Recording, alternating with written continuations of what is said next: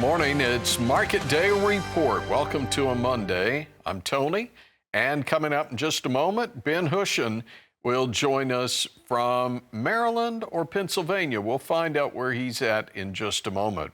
Right now, let's find out where the corn market is. It's down 3/4 of a cent at 4.17 1/4, half penny lower on the March at 4.34 3/4. For soybeans, 2.5 lower on the November, trading 10.63 1/4. January penny and a half lower at 10.81 1/2. What about the wheat market? Well, we're seeing some strength in Chicago. December 5.84 1/4. That's 4 1/4 cents higher, 4 pennies higher on July at 6.20 1/4. For hard red, 4 3/4 cents higher on that front month at 5.81 1/2, just a half penny off the day's high. And July trades 1/4 cent off the day's high at 6.11 1/4. That's up 4 1/4. In Minneapolis, 6 3/4 higher on the December 6.15, and in New York, cotton futures 35 higher, 73.07. Well, let's bring in Ben Hushon. Ben's with the mill, normally in Whitehall, Maryland, but you might be in Pennsylvania today. Good morning, Tony. Yes, it's pretty close by. This is southeastern corner of Pennsylvania, York County, just across the state line, just a few miles from the office. But Tony, this scene behind me is pretty typical for the last 10 plus days. The moisture started to come into our area again 10, 11 days ago.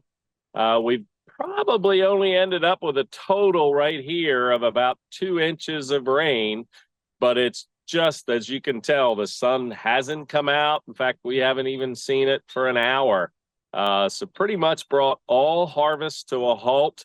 And as some of you might remember in the last Monday morning's presentation, showed some pictures of some ears of corn that were a little more normal this year, not what we were looking for. Well, now we add 10 days plus. If I understood the forecast, there's more on its way. Now we're going to start looking at some of this corn getting some disease on the ears, fusarium, gibberella. We've seen some diplota so far.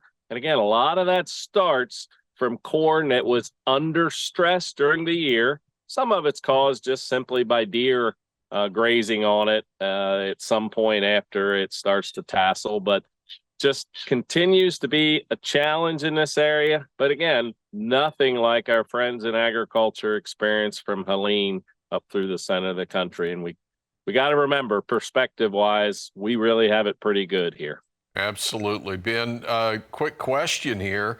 As you see some of these problems develop in the corn, does this also change who the buyer will be for your corn? That's a really good question, Tony. In fact, just a sign of how widespread it is, the University of Maryland sent out an email last week to all the folks in agriculture they could get the email to. Maryland is offering free tests of corn to check on disease and quality, essentially focused on the fusarium, just to make sure it's okay to go in the feed channel. Yeah, perfect. Well, we hope things will break and you'll be able to get into the field and get that pulled out. Ben, come back and see us next week. Ben Hushon with the mill. We're back in a moment. Livestock futures next as Market Day Report continues.